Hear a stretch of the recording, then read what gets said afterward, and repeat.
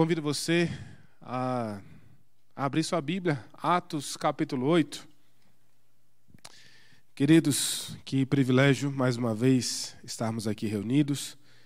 E agora, para dar continuidade à exposição do livro de Atos, e estamos Atos capítulo 8, a partir do verso 9. De antemão eu quero pedir desculpa aos irmãos, minha voz não está boa, vocês já perceberam. Estou com voz de nariz tapado, porque está entupido mesmo, esse clima mais frio. E fiquei assim. Atos capítulo 8, a partir do verso 9 até o verso de número 25.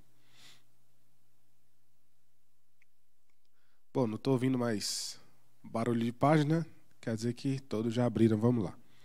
Diz assim o texto: Ora, havia certo homem chamado Simão, que ali praticava a mágica, iludindo o povo de Samaria, insinuando ser ele grande vulto, ao qual todos davam ouvidos, do menor ao maior, dizendo: Este homem é o poder de Deus, chamado o grande poder. Aderiam a ele, porque havia muito os iludira com mágicas. Quando, porém, deram crédito a Filipe, que os evangelizava a respeito do reino de Deus e do nome de Jesus Cristo, iam sendo batizados, assim homens como mulheres. O próprio Simão abraçou a fé, e, tendo sido batizado, acompanhava Filipe de perto, observando extasiados sinais e grandes milagres praticados.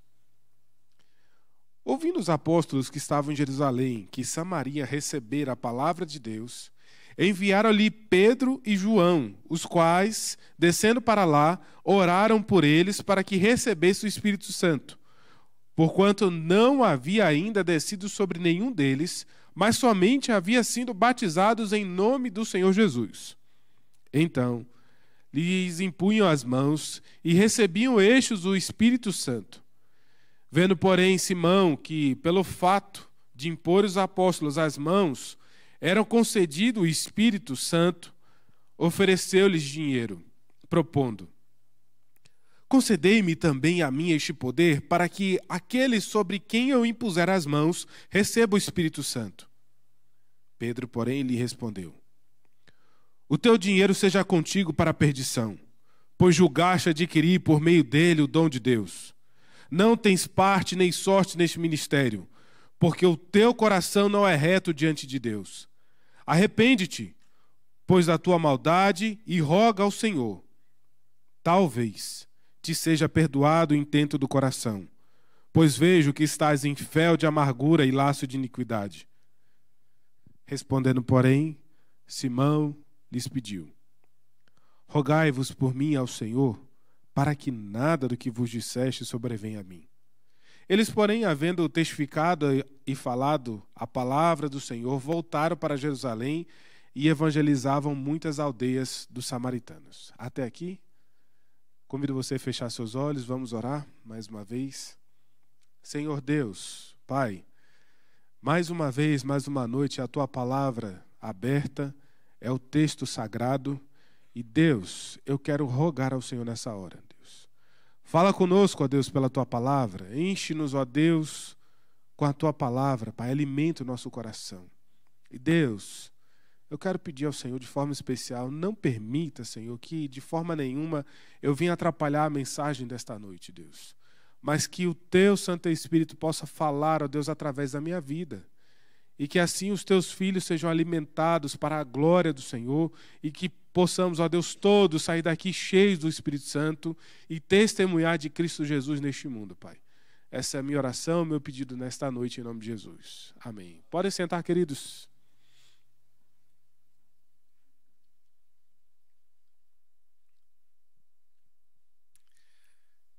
Tem um filme que eu gosto bastante, pela história, pelo enredo. Chama-se Prenda-me se for capaz. Talvez alguns aqui já assistiram. Conta a história real de Frank, um americano interpretado ali por Leonardo DiCaprio. Esse homem, ele foi médico, advogado e copiloto. Tudo isso apenas com 18 anos de idade. Mestre na arte do disfarce. Ele aproveita as suas habilidades para viver a vida como ele quer e praticar golpes milionários. Queridos, esse homem não tinha nenhuma formação. E ele exerceu essas profissões. Mas atrás dele tinha um agente do FBI, Carl, que, interpretado por Tom Hanks, usa todos os meios possíveis para encontrá-lo e capturá-lo. Bom, eu não vou falar o final do filme, que se você ficou interessado, depois você assiste. Mas o interessante, eu trouxe esse exemplo para nós entendermos como pessoas podem viver de forma enganosa neste mundo. Como pessoas podem nos enganar, como este homem fingiu ser copiloto e voou para diversos países. Fingiu ser advogado e, sim, conseguiu causas. Pode nos espantar que isso é uma vida real. Isso é real. Mas, queridos, pode ser que tenhamos no nosso meio homens que no namoro pareciam muito gentis, mas no casamento são cruéis. Pode ser que mulheres no nosso meio eram tão gente boas, mas no casamento se tornaram rixosas.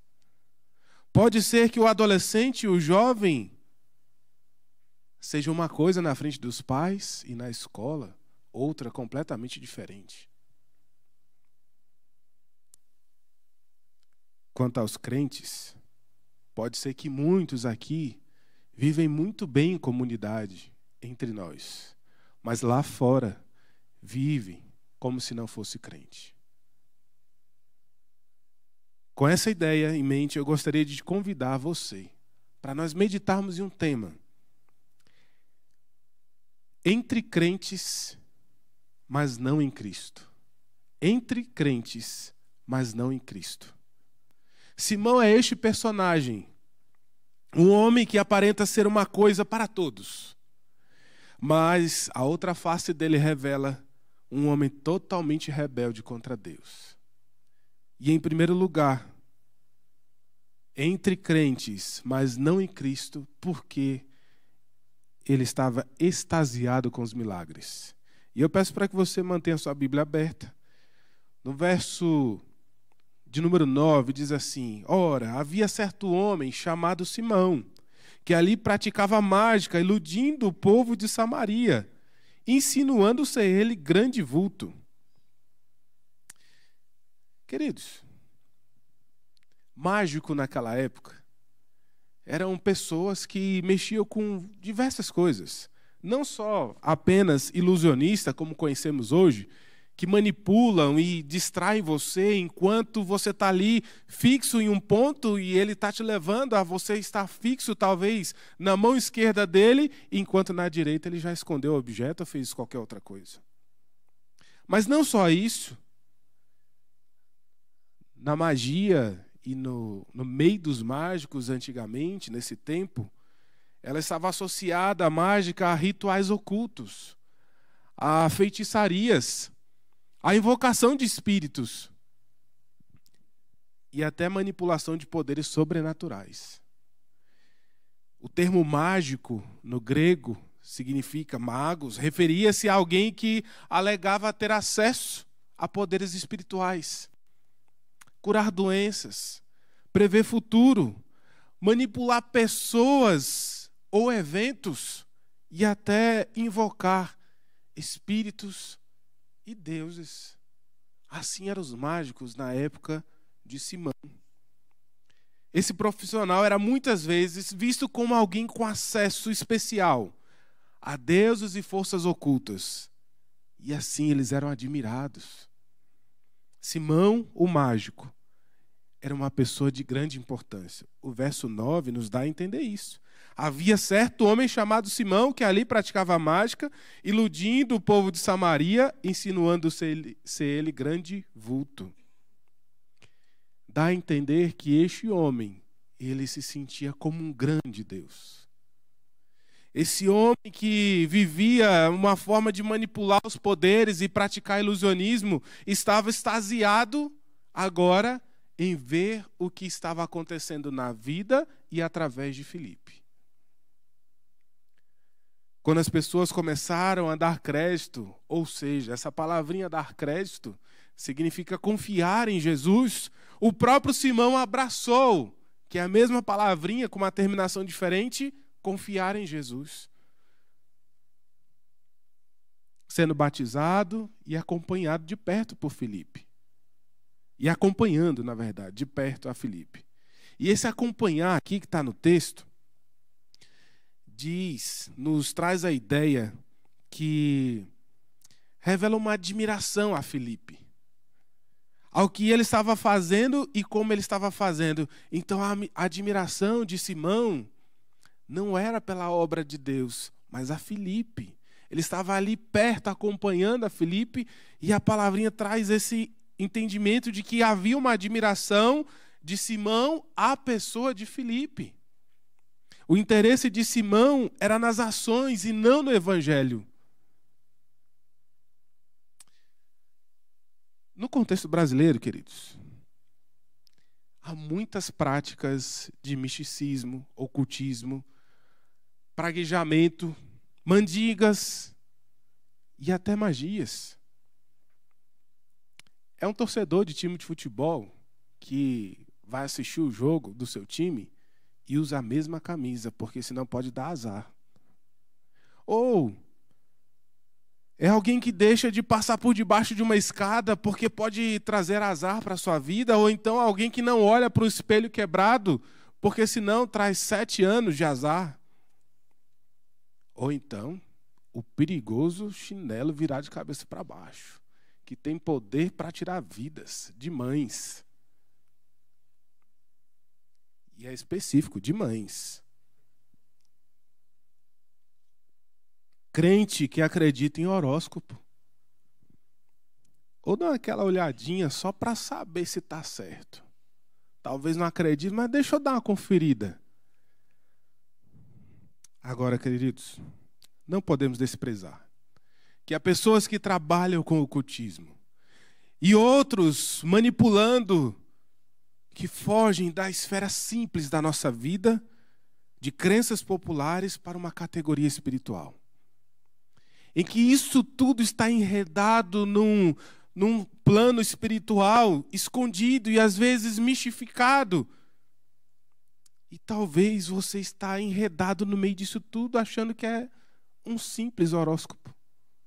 Nós temos crentes que estão correndo atrás de homens que curam.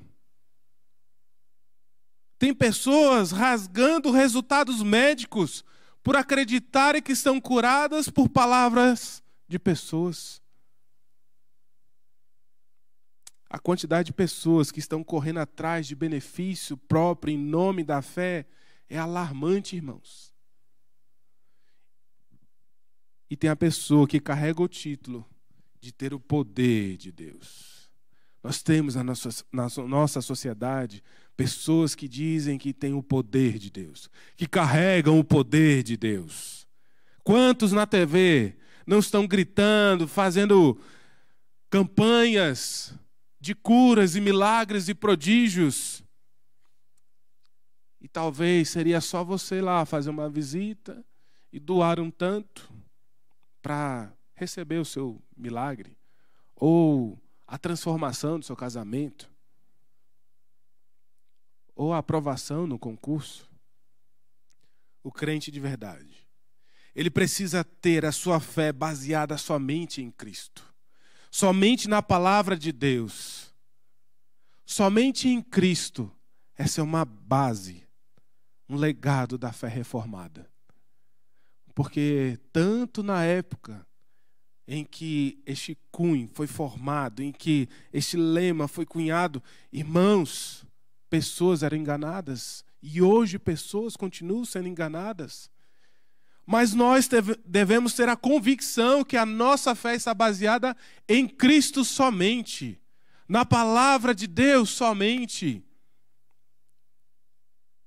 Como nós já vimos em pregações aqui em Atos, o poder está no nome de Jesus, e somente no nome de Jesus, e não em homens, não em pessoas que tentam representar Jesus. Homens são mero homens, eles passam. Homens ficam para trás. Nós vimos Estevão, um grande homem de Deus, cheio de poder e graça e do Espírito Santo, mas que passou, morreu injustamente em um julgamento forjado. E o nome dele passou, mas o nome de Cristo ele permanece. O nome de Jesus permanece para todo sempre, porque ele é Deus. Ele é eterno e os céus e terra podem passar, mas a palavra do Senhor, ela permanecerá para todo sempre. Queridos, não deposite a sua vida no nome de ninguém, somente em Cristo. E pela pregação de hoje eu vou tocar nesse assunto, que talvez seja frágil aí para você. Mas o bom de pregar expositivamente, sequencialmente, é isso. A gente fala de temas sem planejar. Está no texto, a gente fala. Mas como aplicação ainda do texto, nós estamos vivendo uma fase de transição pastoral. E o nome de pastor A, B ou C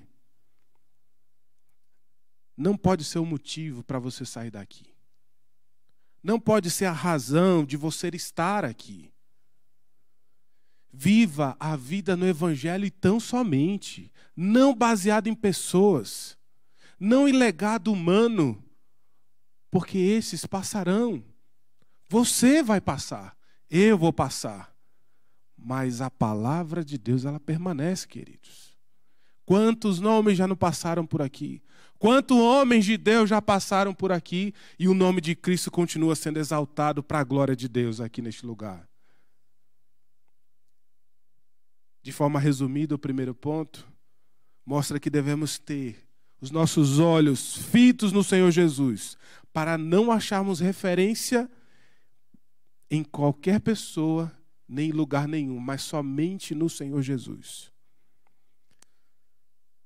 O que revela que você crê, o que revela que você pode estar entre crentes, mas não em Cristo, quando você fica extasiado por milagres ou sinais, mas em segundo lugar, quando você está interessado no poder. Quando você tem interesse no poder. Os versos 14 a 19, eu vou ler aqui o 14, diz assim: ouvindo os apóstolos que estavam em Jerusalém, que Samaria recebera a palavra de Deus, enviaram-lhe Pedro e João, os quais, descendo para lá, oraram por eles para que recebessem o Espírito Santo. Vou adiantar um pouquinho, lá no verso 19. No 18 ainda. Vendo, porém, Simão que pelo fato de impor os apóstolos as mãos, era concedido o Espírito Santo, ofereceu-lhe dinheiro, propondo: concedei-me também a mim este poder para que aquele sobre quem eu impuser as mãos receba o Espírito Santo.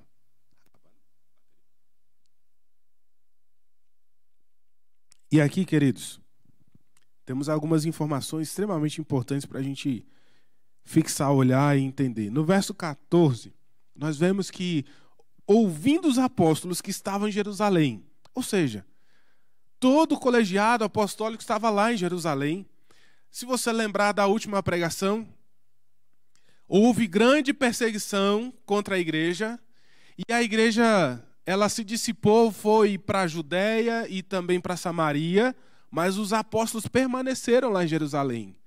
Então eles de lá, ouvindo que o evangelho havia chegado lá em Samaria e estava crescendo, eles decidiram enviar Pedro e João, os quais, descendo para lá, oraram por eles para que recebesse o Espírito Santo. E aqui há uma confusão de muita gente achando que há uma conversão e depois o batismo com o Espírito Santo, ou seja, o recebimento do Espírito Santo. Mas o que está acontecendo aqui no texto é proposital. Por que Deus, até então, separou este momento para que os apóstolos fossem lá em Samaria, para que aí sim o Espírito Santo descesse sobre eles? Uma vez que a gente entende que, havendo a conversão, o Espírito entra no coração da pessoa, mas era importante que esse passo acontecesse dessa forma. Lembrando que, historicamente, Samaria era um local que tinha um conflito religioso muito grande com os judeus, os samaritanos. E então, para validar essa autoridade e, ao mesmo tempo, para fazê-los entender que eles estavam debaixo de uma autoridade agora eclesiástica nos apóstolos, que somente a eles, naquela época, foi dada essa autoridade, era necessário que eles recebessem pela imposição de mãos dos apóstolos para que recebessem o Espírito Santo. Para que não houvesse conflito como havia antes. Mas, olhando para o texto ainda, nós vemos que eles impuseram as mãos e o povo, recebeu o Espírito Santo. Vendo, porém, Simão, que pelo fato de impor os apóstolos as mãos, era concedido o Espírito Santo. E ele oferece dinheiro para que, assim, ele também possa fazer. Simão, percebendo a situação, corre para tentar comprar o que está por detrás disso. Porque um detalhe importante, os mágicos, eles não nasciam mágicos. É como se fosse hoje. Você andando pelo shopping, encontra lá aquela barraquinha, não sei se você já passou e viu, mas tem lá uma barraquinha, às vezes um quiosque que vende produtos de mágicos, né? E, logicamente, a pessoa vai te vender o produto e vai te ensinar como fazer. Mas você precisa pagar. E aqui era a mesma situação. Eles aprendiam pagando. Eles compravam o ensino. E Simão, quando percebe que o Espírito Santo está descendo sobre o povo e as pessoas estão sendo transformadas, o que ele pensa? Vou pagar, vou comprar, eu quero esse negócio para mim também, eu quero aprender a fazer isso. Porque assim o poder de Deus começa a agir.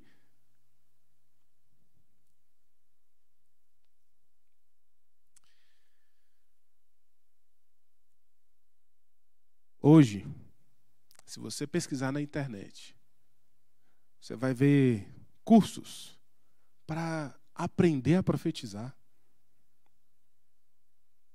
Cursos para aprender a ter visões futurísticas. Cursos para aprender a ter revelações da parte de Deus e falar segredos de alguém. Os tempos mudaram, irmãos, mas o coração do homem continua pecador do mesmo jeito. Meus irmãos, talvez você pense, não, mas que absurdo. Eu não penso isso, tem nada a ver comigo isso. Eu sei que não pode pagar pela fé, eu já entendi isso, afinal de contas, eu sou calvinista, reformado, presbiteriano, estou no Guará 2. Mas perceba, você pode ser daqueles que talvez que acha que dando dízimo, nada vai te faltar. Ou você acha que aquela aproximação da liderança, dos pastores, presbíteros, você não vai conseguir um cargo. Perceba como a gente vai negociando coisas da fé sem nem perceber, achando que estamos negociando com Deus, trocando favores. Não, se eu der 10%, Deus vai me dar 90% e mais, viu? Se eu der uma oferta a mais para aquele missionário, Deus vai me abençoar.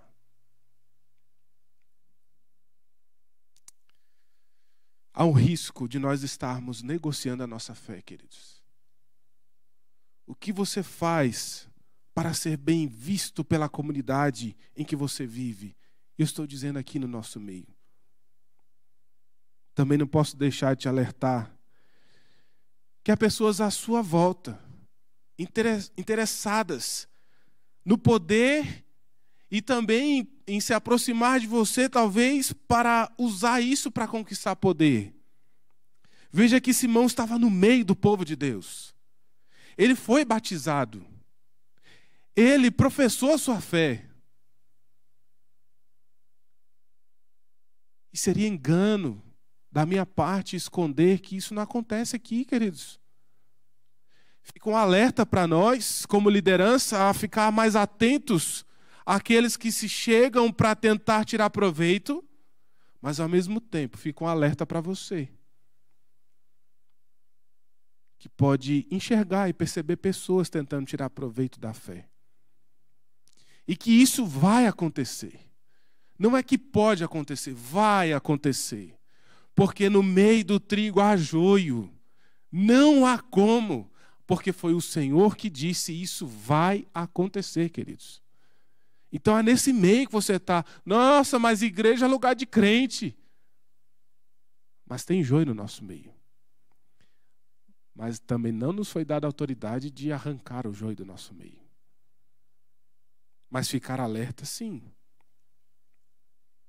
Isso nos mostra que há pessoas que podem enganar a liderança. Enganar eu, enganar você. Vir aqui à frente, tocar, cantar. Ou até mesmo pregar.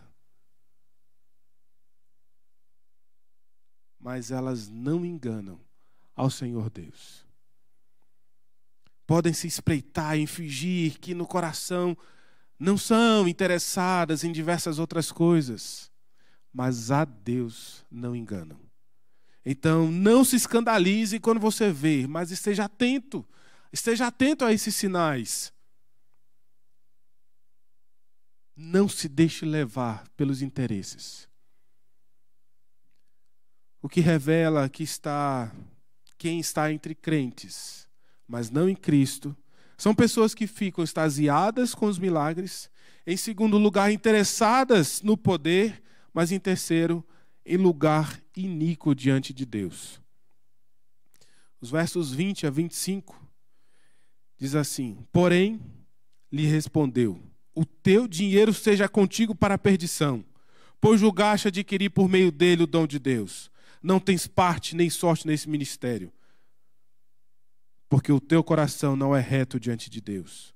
Arrepende-te, pois, da tua maldade e roga ao Senhor, talvez te seja perdoado o intento do coração, pois vejo que está em fel de amargura e laço de iniquidade.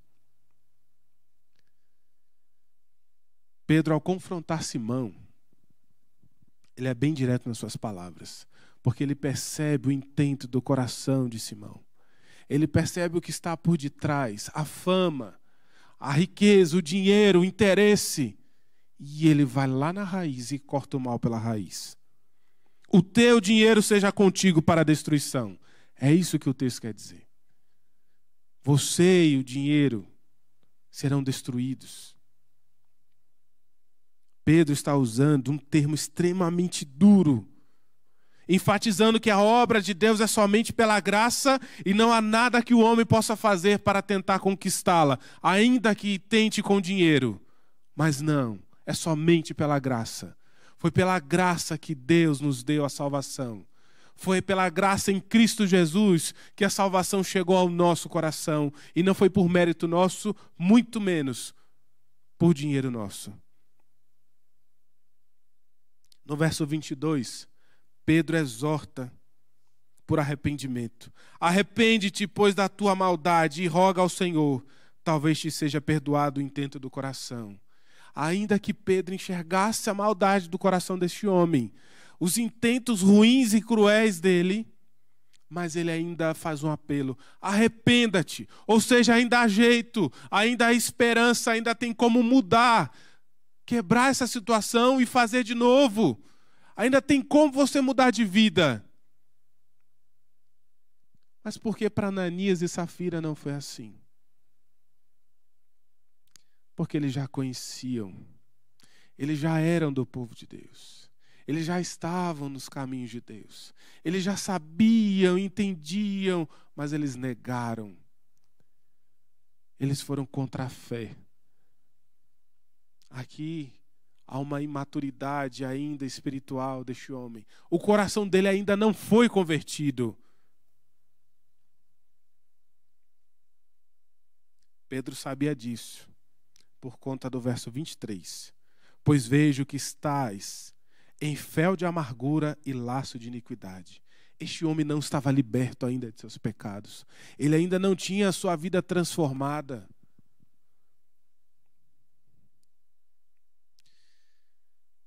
Uma frase de um padre diz assim: assim que uma moeda no cofre cai, uma alma do purgatório sai. Assim que uma moeda no cofre cai, uma alma do purgatório sai. Essa frase foi utilizada por Ketzel. Ele que vendia indulgências, vendia a salvação para as pessoas no passado. Mas esse foi o impulso para a reforma protestante. Em que, diante de uma heresia tão grave, Deus levantou um homem para se impor contra essa heresia. Hoje, queridos, nós temos a água do Jordão, a lasca da cruz, o pedaço da construção do templo, a toalha suada de um apóstolo, e por aí vai.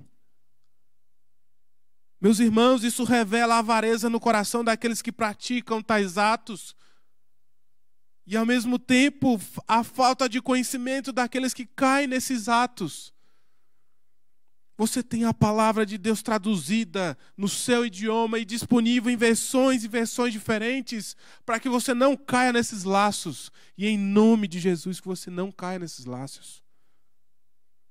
A igreja começou a enfrentar grande perseguição, ataque externo, e agora ela sofre com uma ameaça interna. Mas, olha que interessante, Pedro, ele como liderança exorta.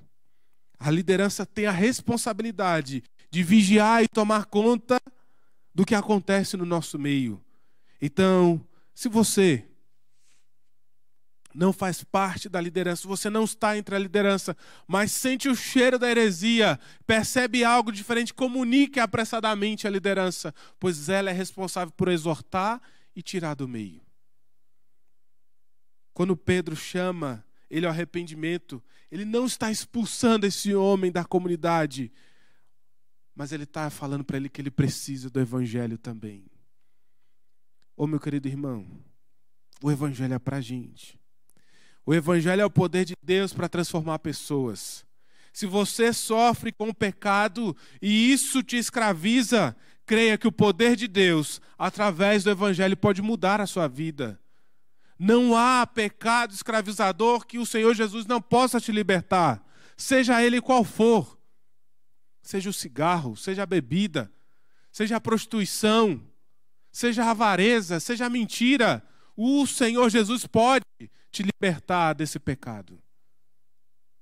Concluindo, queridos, a igreja deve discernir entre conversões falsas ou imaturas.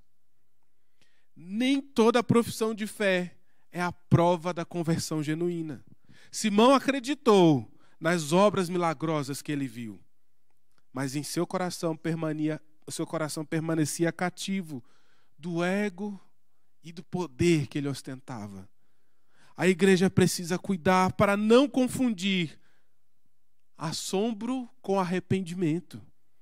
E deve discipular, aqui é o segredo, deve discipular cuidadosamente os novos crentes, ajudando-os a entender o evangelho com clareza. Essa responsabilidade é nossa. Mas o Espírito Santo também, ele não pode ser manipulado nem comercializado. Simão tratou o Espírito como um recurso a ser adquirido. Isso denuncia uma teologia utilitária e mágica, onde Deus é reduzido a um meio para fins pessoais. A igreja precisa proteger a pureza da fé, resistindo a qualquer forma de evangelho vendido ou manipulado. Nós precisamos resistir e apontar sim, sem problema nenhum. É nossa obrigação apontar para a heresia e esclarecer para os crentes: isso está errado. A verdadeira fé se expressa em arrependimento e transformação. Pedro chama Simão arrependimento. Sinal de que Deus oferece graça, mesmo a quem pecou gravemente. A igreja precisa proclamar com clareza tanto o juízo quanto a misericórdia de Deus, conduzindo os pecadores ao arrependimento. Não ao conforto na ilusão de uma fé sem cruz, mas uma fé baseada na cruz. Convido você a orar, querido. Deus amado, obrigado, Deus, pela Tua palavra, que confronta o nosso coração, que nos mostra a verdade do Evangelho, que expõe os nossos pecados, mostra a nossa fragilidade, o quanto nós dependemos do Senhor Deus. Pai, eu quero pedir ao Senhor Deus, que o Teu Espírito que já habita em nós, que faz morada no nosso ser, que constrange a nossa vida para nós percebermos as heresias, as ilusões desse mundo, Deus, não nos deixe cair, Pai. Nos ajuda, Deus.